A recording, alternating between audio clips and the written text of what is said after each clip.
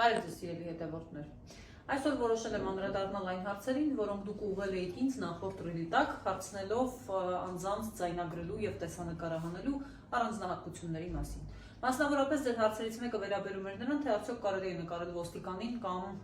փողոցում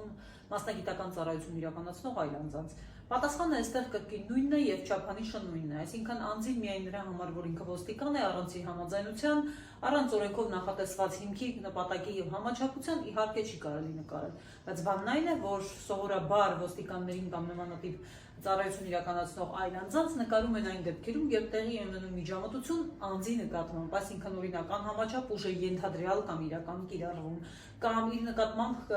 ուրեմն արձանագրություն է կազմվում ենթադրյալ կամ իրական իրավախախտման վերաբերյալ։ Այս դեպքերում իհարկե պահպանելով համաչափության կանոնը, ընդհանուր կանոնն այն է, որ թույլատրվում է այդ դեպքերում նկարել անձանց։